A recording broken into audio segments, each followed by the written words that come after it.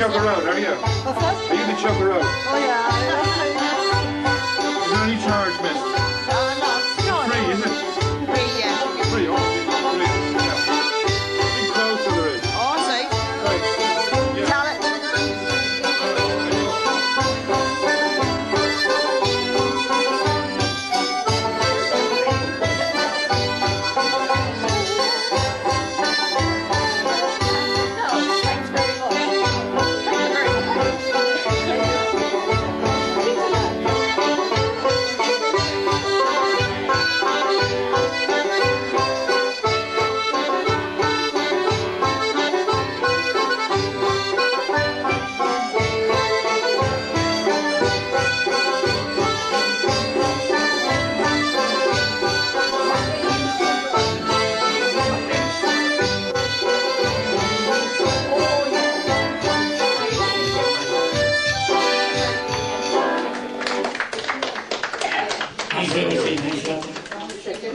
That's the way. And not I explained the cause. You're not going to explain the cause. Huh? Well, we just have a little camera here. We want a small little photograph, and it'll be worth your while. No, do as I say as you please. Oh, I met companions gay, Mohill and dale and shady grove, we carelessly did stray. To fill a friend we onward went, where birdie songs do pour, where mansions stand so very grand on Leitrim shore. No. There you are. A nice round of applause. Now give us another one. They're sitting there, Tessie and Annie, that's always lighting the pipe fair. Go on. We looked around, each heart was light and gay, and we viewed the lovely trees that bloom like flowers in May. We watched the boatsman on the waves, we heard the water roar. Each lovely scene was quite serene on Leitrim's wooded shore. No. A nice round of applause, sir.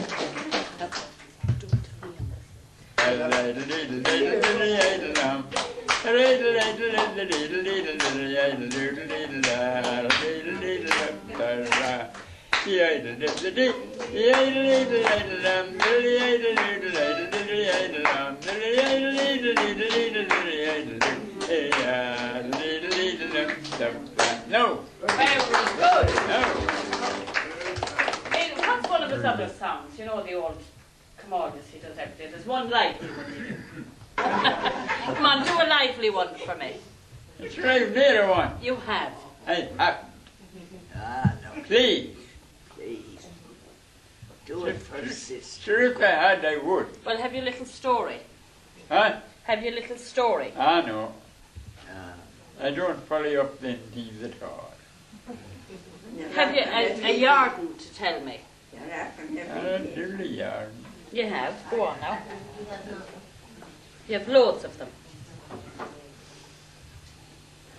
I told one to them in the hospital in Sligo the other day. And what did I tell you? You see, I wasn't there. I was there, yeah. No.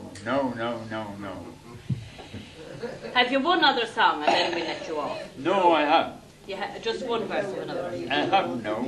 And the One dog. morning it been the month of May, a mother and her daughter I spied upon my way.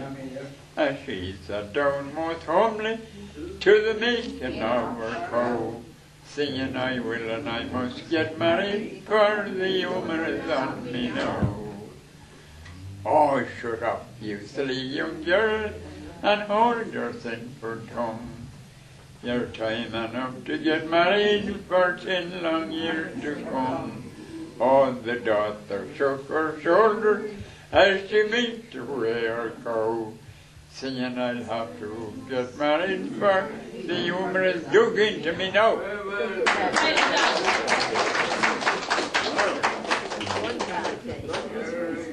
What age are you?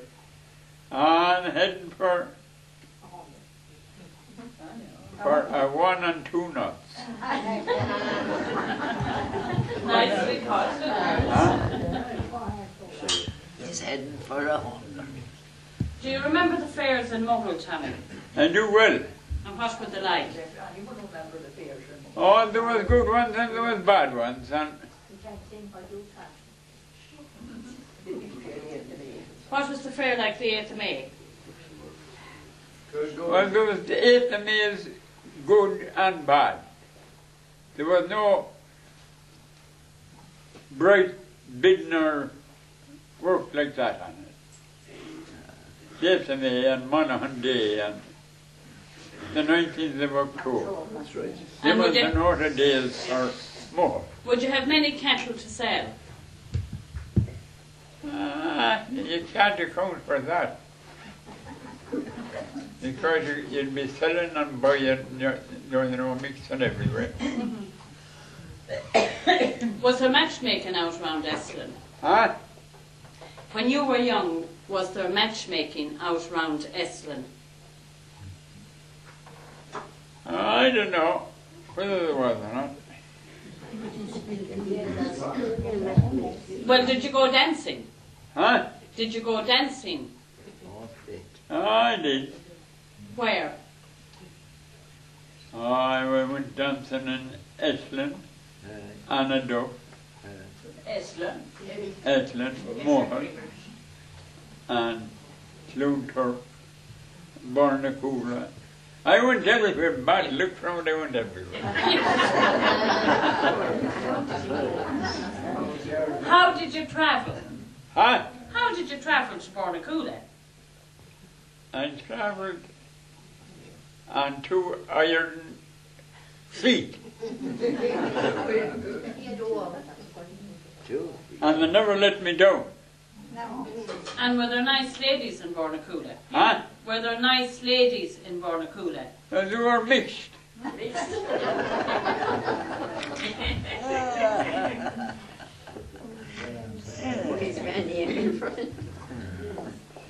Well, you travelled far afield if you were going from Eslin up to Barnacoola in them days.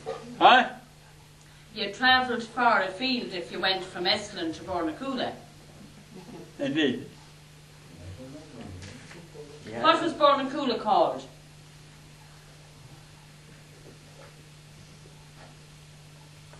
They had a name on the Barnacoola people, hadn't they, Tommy? Not that I know. What were they known as? Huh? What were they known as? Proud Poor? and Barnacoola. Somebody else said it. Tessie put it on Tessie McKenna. Tessie, come on, Tessie, what did you say about us? Tessie, what was that one? I never heard it. What one? The one you just said there a minute ago. About poor and proud Barnacoola. Yes. The dash in the bush, I know coming the buyer. That's a new one. They said that about Cortretra. The dash for churning. Yeah. Barnacoola said that about Cortretra. Getting their money back. Oh, did they? Oh, did it? Didn't let them away with that thing. Very good. Now, we have another lady here, and this is Mary Macaulay. She would you get 2 out of our staff, 2 to Dartmouth. My father never took off his hat except when he was going into mass or going into bed. And my mother said he slept in the 2 places. As well as covering the head, the hat is a handy receptacle. If you were caught short now, you could give a feed of oats to horse out of your hat. You could gather apples from the orchard, or you could bring in the newly laid eggs from the hay shed. You could even put a hen hatching in a hat. Well, a bantam or a guinea hen. Headgear gives the man authority. The popes, the kings, the bishops, and the guards, they all cover their head when there's something important to say. And where would the storyteller be without his hat when he's sitting by the fireside in a cold winter's night telling a story? Well, in the long nights long ago, sitting around my father's fire, no night had passed that the conversation wouldn't turn to some great personage that was the world at one time. In our house now, they'd often talk about Aristotle, although the old people, they had a more homely name for him. They used to call him Aristotle. Seems he was a wonderful teacher, and the way he liked to teach was walking along the road or through the fields so that the pupils, they could be making hay or thinning turnips while they were learning their lessons. Because you see, at that time, great store was set on the fact that the young people should know the name and the nature of everything that grew, of everything that ran, of everything that flew, and everything that swam. But despite Aristotle's great knowledge, the old people said there was 3 things he could not understand. And these 3 things were the ebb and flow of the tide, the work of the honeybee, and the fleetness of a woman's mind exceeds the speed of light. Now, we all know how fast a woman's tongue can operate when she's in top gear. And I'll give you an instance of this now. There was these 2 Kerry women, they met on the road. This was the way back the time the IRAs were fighting the Aras. And all the bridges were blown down. And after a heavy night's rain, you'd wet more than your toes boarding the river going to town. And the woman that was going to town, she was fairly tall, and she met a little woman that was coming from town that was only small. And the woman going to town said to the woman coming, "Were you in town? What time is it? What price of eggs is the flood high?" "I was, girl," she said, 3 o'clock, 1 and 4 pence up to my arse. There was these 2 women, and they lived in a place called Farbregs. Now, Farbregs is a high knob of ground about 3 miles southwest of the town of Roscommon and about 3 miles west of the village of Knockcrohary. That is, if my geography is right. And for 45 years they conveyed each other to first mass in Knockcrohary every Sunday morning. They walked and they talked all the way down to mass. They walked and they talked all the way home from mass. And they talked all during mass as well. And this morning they arrived in the village, and to their surprise there was 2 big buses parked outside the chapel gate, and when they went in, the chapel was full of young people. You see, Roscommon were going away that day to get bet someplace. Lizzie and Bridgie were their names. Now the seat that the 2 women used to occupy, that was already taken. So Lizzie, she got a seat halfway up the chapel, and Bridgie had to go right up to the front.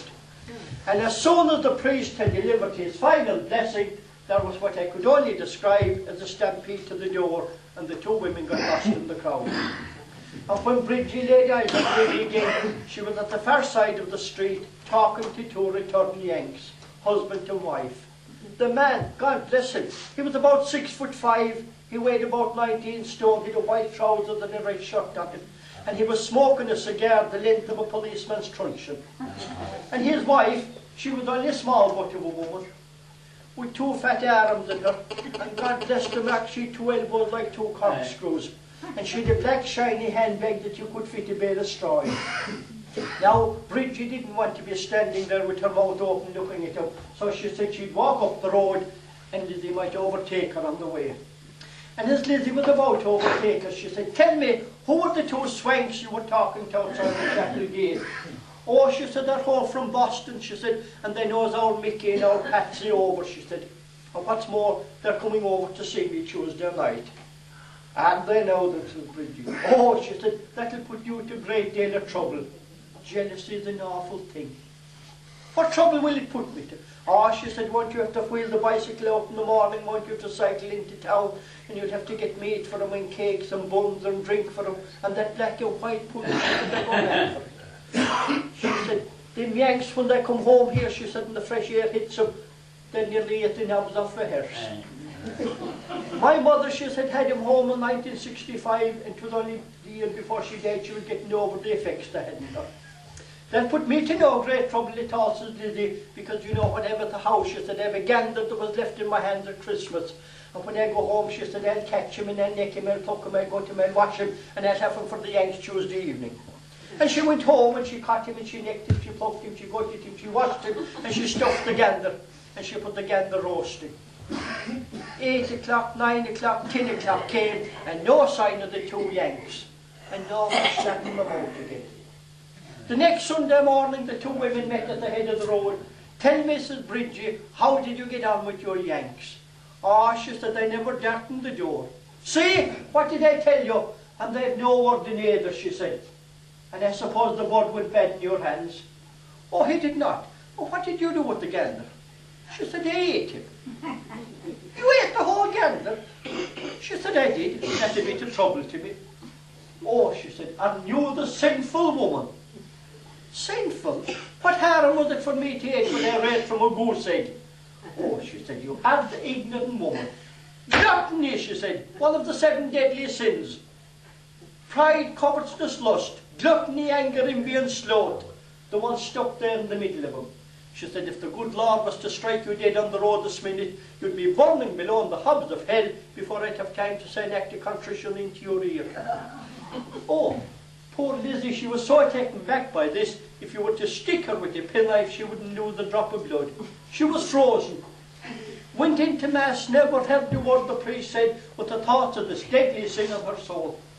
Going up the road after Mass, there wasn't 2 words spoken, all picture and no sound. She went to bed Sunday night, couldn't sleep, tossing and turning. Monday night, Tuesday night, Wednesday, the same carry on. And as luck would have it, Thursday evening, there was confessions in the chapel for the 9 Fridays, and down she went. Into the chapel, a huge crowd there. Haven't things changed? And there was only the one priest hearing, which was very unusual, and he was letting them in and out of the confession box like shuttlecocks. You see, there was a card game going on in the school, and the old parish priest we had at the time was an awful man for the game of 25. Different altogether to the man we have now. Lizzie joined the queue, in one seat and out the other, and she pushing her handbag out before her. And after about 3/4 of an hour, she got down to the box. And she went in and she said, bless me, Father, for I've sinned. How long? He said, since your last confession? Oh, she said, just a month, Father. Just a month, because I've been doing the 9 Fridays for the past 45 years. Oh, very good indeed, she said, very good. Is there anything troubling you or anything you'd like to tell me since the last time you were at confession? Well, she said, that is, Father, because I'm after committing one of them deadly sins. And you know, with the thoughts of having to face you here tonight in the big crowd and all, she said, it's gone out of my head. You'll have to give me a minute to think about it. The priest, he was in a hurry to get away to the game of cards, you see.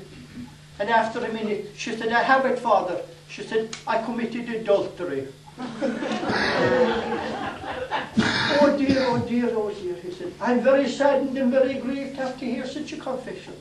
Especially coming from a woman in the autumn of her life that's been doing the 9 Fridays for the past 45 years. He said, could you tell me what tempted you to commit such a sin?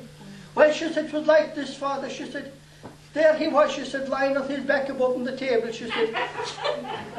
And his 2 legs up, she said.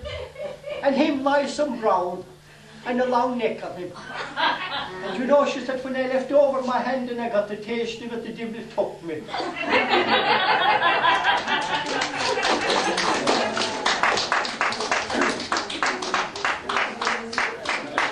There was a relation of my own one time. He was a brother's son, he couldn't be nearer to me. And he was making a window for the doctor that was in our parish at the time. To the board of works job, you see, no shortage of money. And it was all given down there in the specification in front of him. Box frames, up and down sashes, brass fronted pulleys, weights and chains, and the man said the very final one in modern nickel. Well, he was a knacky lad, and he attacked it, and he made a right good job of it. For when he had it finished, you see, if you only put your little finger under the sash, it would go up and down the same as a zip fastener. He put in the glass and all himself. What bother was that to him? And for that operation, he needed a quantity of putty. So he had paint in a tin, and he had red lead for the priming. And when he was putting the finishing touches to it, you see, the doctor came the way. Ha ha, said the doctor, I see that the putty and paint covers all your mistakes. That's right, said the brother's son. The spade and shovel covers yours. And no, the doctor didn't take it too well. Now, if everything we're led to believe about ancient Ireland long ago is true, at that time now, if you went in for the practice of medicine, if you wanted to be a doctor, you wouldn't go to college the same as they do all now. What you'd have to do was, you'd have to serve your time to the local dispensary man. The same now as if you went in for carpentry, stonemasoning or tailoring or anything like that, you see. And it so happened there was this very rich couple living in our parish at the time. They got it soft money from America. And they had an only son, Jack, they called him. God help us, as thick as the wall. And they thought, you know, it would be great uplift for him if they could make a doctor out of him. And having the money and the influence, they got him bound down to the trade to one Dr. Gallivan that was operating in our place at the time. And every place Dr. Gallivan would go, Jack the apprentice would be behind him, pull up to the lines with a little hat on him. Well, this day Dr. Gallivan was called out the country to this woman that was expecting important visitors, you see. And it was too much for her, they had to put her lying down. And Dr. Gallivan went into the kitchen and up in the room, and he gave the woman a thorough examination and put his finger on the complaint and prescribed for her. And when they were going out the door, Dr. Gallivan said to the woman, now, he said, my advice to you, he said, my good woman, is to give up eating oranges, he said, for they don't suit you constitutionally. When they were going out the gate, you know, Jack the apprentice said, how in the name of goodness, Dr. Gallivan, he said, did you know that that woman used to eat oranges?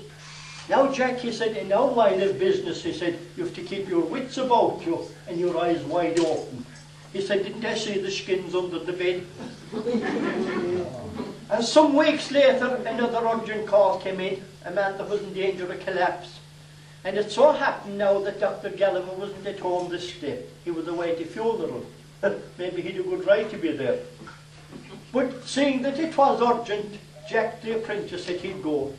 And away with him, bursting with importance, into the kitchen and up in the room, and he never looked at the patient inside in the bed, no more than I'm looking at the moon this minute. Only he went over and lifted up the other down. And there gaping out at him was a collar and hames, a set of donkeys tackling. And beckoning his finger to the patient inside in the bed, he said, my good man, he said, you won't be long for this world, he said, if you don't give up eating donkeys. He said, for they don't suit you constitutionally. 5 years, or I don't know whether it's 7, I think it was 7 that time you had to spend at the trade. But poor Jack, he had made so little progress at the practice of medicine that Dr. Gallivan, well, the man couldn't have it in his conscience to give him his qualifications. But the mother and father, of course, having the money, whatever sort of kerfuffling went on, they got round him. And he said, all right, so he said, I give Jack his qualifications under one condition, he said. That is now, he said, if he goes out abroad and practices foreign, not to be at home killing Irish people. And they agreed, you know. And when Jack was going out the door, Dr. Gallivan caught him by the tail of the coat. And he said, now, Jack, he said, my advice to you, he said, in the practice of medicine is, if you can't do any good, don't do any harm either. And away went Jack. And many years later, Dr. Gallivan retired when he had the money made. Don't they all make it? And he was out this day doing a spot of gardening, working up an appetite. And the wife called him into the dinner. A big belter of a trout up in front of him. Well, he must have been hungry, for whatever sort of an attack he made on the trout, didn't the bone get stuck in his throat, and it would neither go up nor down. Every medical expert from around the place was called in, and they all told him that they couldn't get the bone out without an operation. And, of course, Dr. Gallivan, I suppose, knowing the ins and outs of the thing, he'd have nothing to do with the knife. But seeing that he had the money, he let it be known, far and near, at home and abroad, that there was a big reward for any man that could get the bone out without having to go rooting at it. And wherever Jack was, hadn't he the radio on, he hear it. It wasn't Shannon's side anyway, we can't hear that above enough properly. And he said, this is my chance to make my fortune. So he left no grass grow under his feet until he made out Dr. Gallivan's house. And he went into the kitchen, and he cleared out all the relations. Then he brought Dr. Gallivan down, and he put him sitting on the chair. Then he got a basin, and he melted down a quantity of lard. And he began rubbing the lard to the soles of Dr. Gallivan's feet, and in between his toes, around his ankles, you know, arm up along his shin bones, And far and all now gone as Dr. Galvin was, he thought this was a very strange carry-on. You see, for a kick-off, the man was working at the wrong end. So he said to who he thought was the foreign expert, he said, do you think this will do any good? Well, said Jack, if it don't, it won't do any harm either. And didn't Dr. Galvin realise who was there, and didn't he get a fit of laughing? And he laughed so much that he went into concoctions and he coughed up the bone.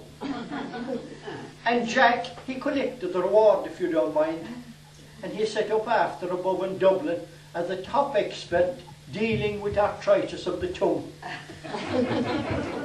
And sure, the poor fool, he had nearly all his money spent when he discovered that that was a complaint that didn't affect Irish people at all. Now,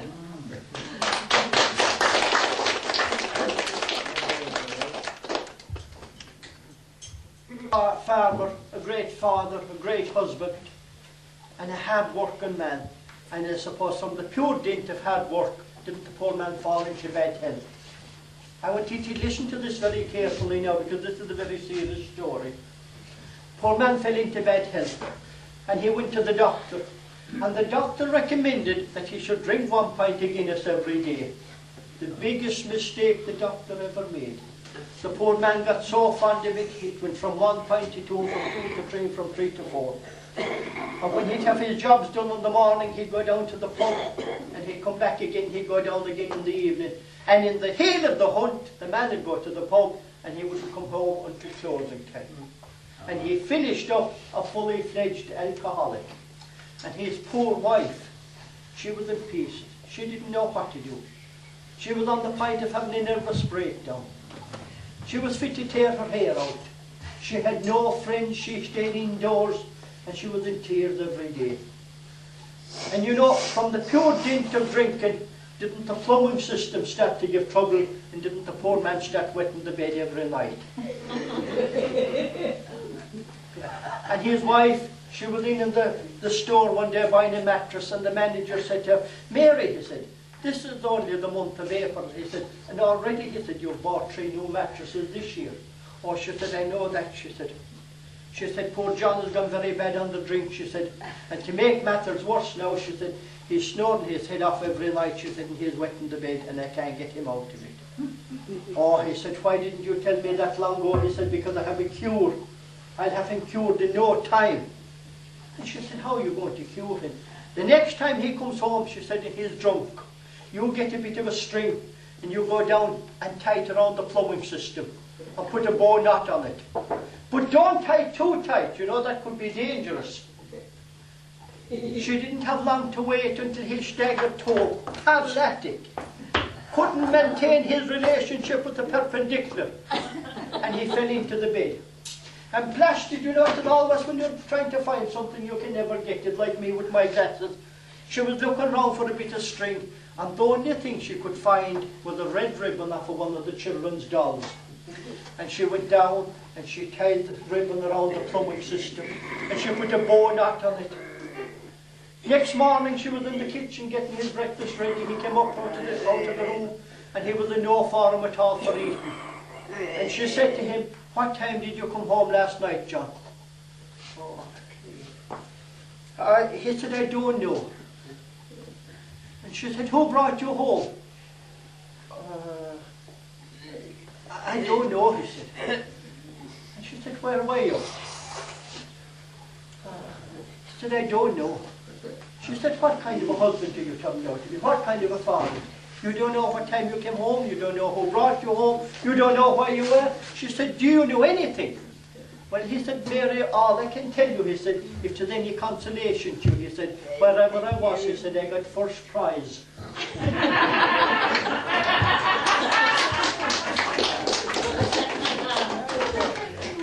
You drop of water now. This is a very, very thirsty work, this, you know. Thank you. I'll take 2 of them, yeah.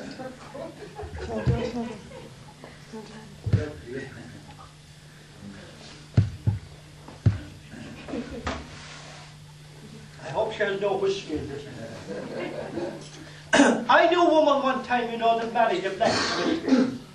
And what's more, she came all the way back from America to marry him.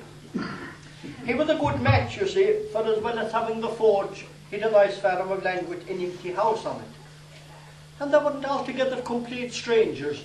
You see, he had a sort of a memory of her before she went to America. No fierce out and out love between them at all, just that he had an empty house and she got tired of America. Well, they got married and made match, and they made history, for they were the first couple from that locality to go away on the honeymoon. And when they got off the train below at Glenmire Station in Cork, she said to him, "Oh, they're all looking at us. They know very well that we're fresh from the altar. Do you think she should have anything I could do to make it appear that we're a couple of years married?" "There is, of course," he said. "Will you pick up that bag there and walk on in front of me?" When they got back from the honeymoon, she got in the carpenters and the masons to renovate the house, bringing into effect ideas she saw fun. Concrete paths all around the house outside and down to the wicket gate. A monkey tree here and a monkey tree there. My word, she was used to the good life in America, where she was a lady's companion, wintering it in New York and summering it in Spring Falls. She was full of airs and graces, which she tried to transfer to the blacksmith. She was all the time correcting his speech, which might sound all right to you or me, for it was the speech of the locality. He was full of fires and fies and farts and fwitches. My word, and the man's grammar was putrid, saying things like he have and she have. Well, she gave him such a lecturing about he have and she have, that in the finish, the poor blacksmith thought that have was a word that shouldn't be used in front of children at all. And I'll never forget one Sunday morning, the men waiting to go into Mass, you see, it was near the fall of the year, and they said to the blacksmith, "Have they the hay cut up here quarter?" "Oh," the blacksmith said, "they has." "Indeed they has. Sure, if they hasn't it cut now, they never has."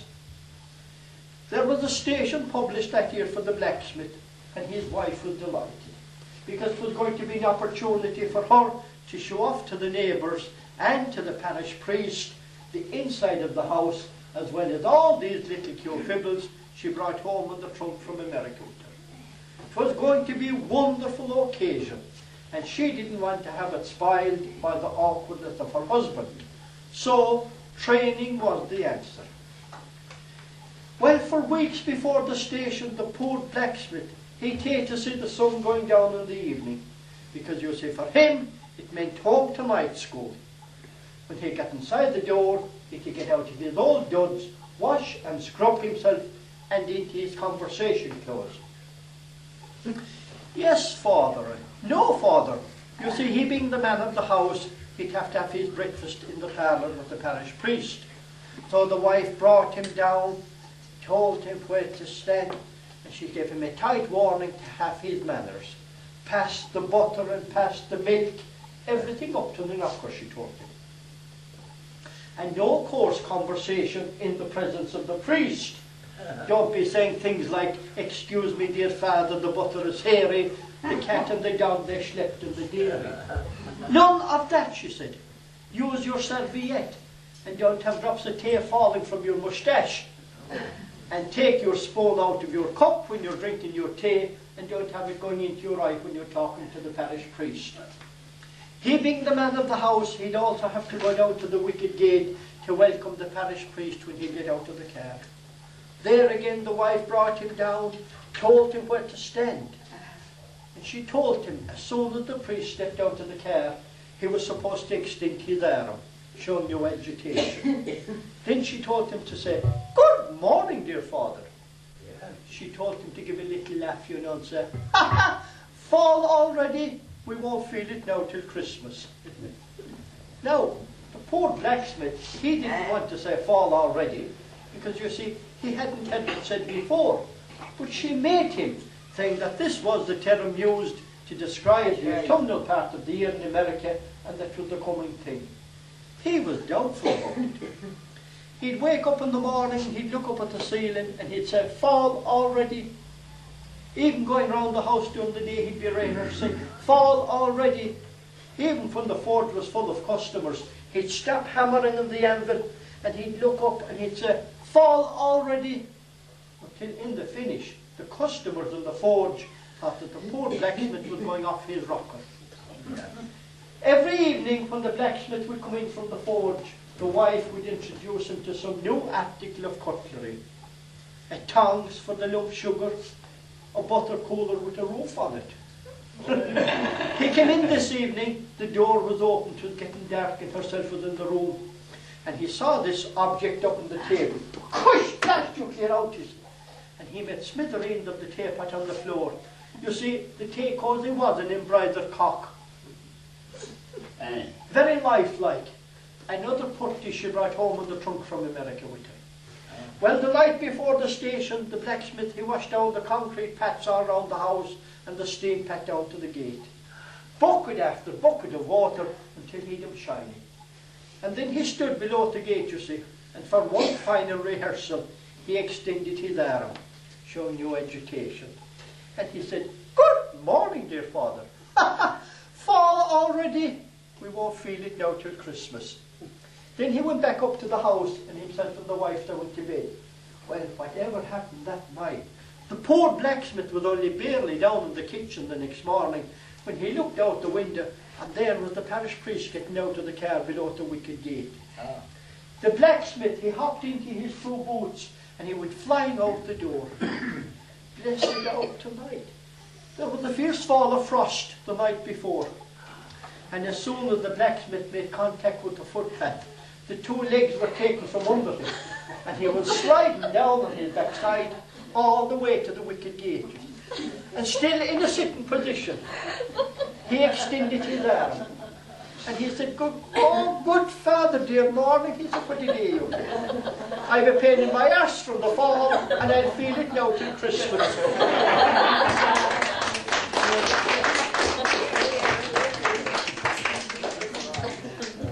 No, we had a barber in our place one time. Oh, he was an awful inquisitive man. If you went into him in the morning, he'd want to know what you had for your breakfast. You went in the evening, he'd want to know what you had for your dinner. Oh, he'd ask you 1,000 questions while he was cutting your hair. I'm talking now about the late 50s or early 60s, when anyone getting a boat or a plane out of Ireland, they were usually immigrating, and you might never again see him. But this man, he was after getting a couple of legacies from America, and he decided he'd go on a holiday. But he said he wouldn't tell the barber he was going, because if he did, the barber would want to know where he was going, how long he was staying, who was going with him, how much it was costing. He'd want to know the whole works. And he went in Friday evening to the barber, and he got his hair cut, and Saturday morning he got the train out, and he got the plane away on holidays. And the man was only gone a couple of hours when the barber found out he was gone on holidays. And he was very annoyed. He said, "I cut his hair," he said, "yesterday evening, and he never told me he was going on holidays." He was fierce upset about it. And he couldn't wait until the man come back from holidays to challenge him. Poor man was only back from holidays a couple of hours, and the barber met him. And he said, "John," he said, "you never told me you were going on holidays the day I cut your hair." "God," he said, "I thought everyone knew I was going on holiday." "Well," he said, "I didn't know, and you didn't tell me." He said, "Where did you go?" "Oh," he said, "I went to Rome." "Oh, yes," he said, "that was a funny place to go. Most of the people around here," he said, "they go to Ballybunnon or Lisdoonvarner, Salt Hill." "What tempted you to go to Rome?" He said, "It was my life's long ambition." He said, "I always wanted to meet the Pope." "And tell me," he said, "did you meet him?" "Oh," he said, "I did." "But," he said, "you weren't talking to him, were you?" "Well," he said, "he spoke to me." "And what did he say to you?" "Well," he said, "he was going around blessing the people," he said, "and he whispered into my ear." "But what did he say to you?" "John, what did he say?" He said, "Who in the fucking hell cut your hair?"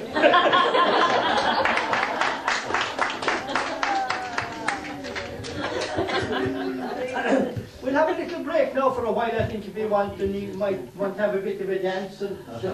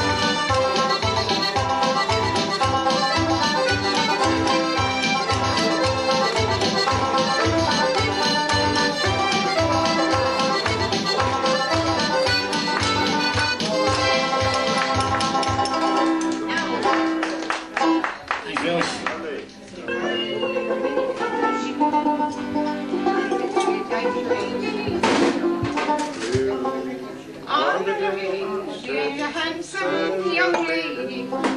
Her age was scarcely 18, and designed for the runs of her country. Ta'en about O'Learn's green shore. My name is Eileen McMahon. My age is scarcely 18.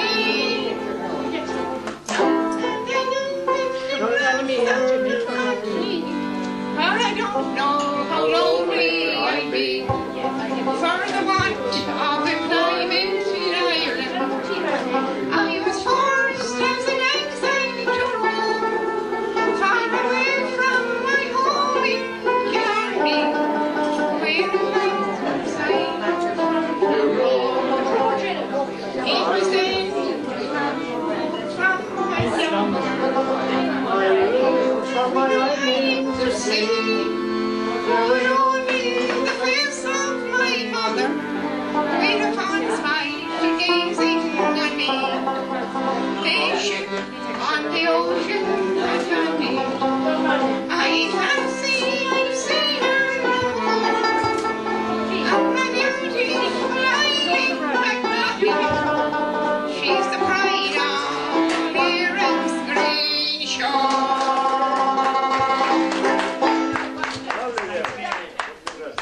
Calling to see you all, I only stay a while. I want to see how you're getting on, I want to see you smile. I'm happy to be back again, I beg you make a small for the snow where else the earth and no done is gone. I want to see your happy faces smiling at the door. The kettle bobbing on the poop as I pass in the floor. And so we hear the sing, and so we have to part. For the snow where else there's that time, the home, the gun, the gone. I think that's all.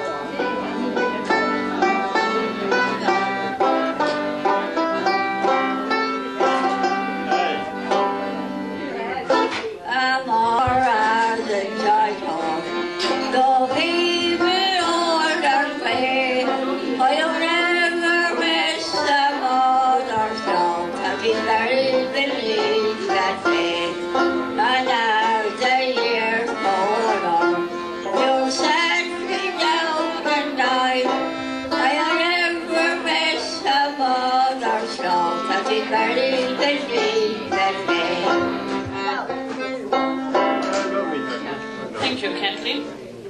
Now we'll have a break for a cup of tea. And that's why I'm a bachelor, I never intend to wed. With the red stuff on my fingernails, varnish on my tongue, rattle on my round on and whitewash on my nose. She get the fancy barber to shave her naked head. And that's why I'm a bachelor, I never intend to wed. And that's why I'm a bachelor, I never intend to wed.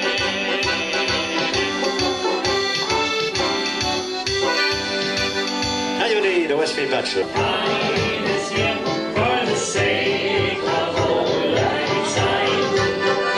Should old acquaintance be forgot and never brought to mind? Should old acquaintance be forgot for the sake of old lang syne? For old lang syne, my dear,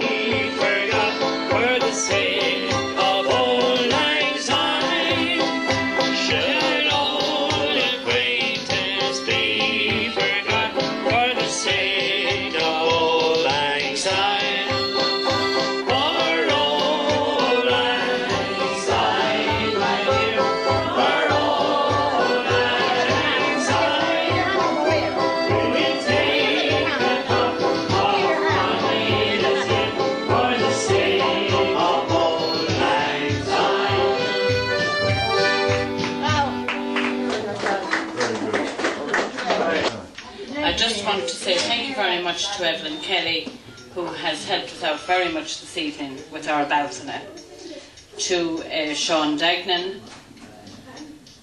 to our wonderful storyteller. It was most enjoyable and enjoyed very much by all our residents. Thank you very much. And last but not least, thanks to the music here and the staff that has stayed on this evening. Thank you all very much.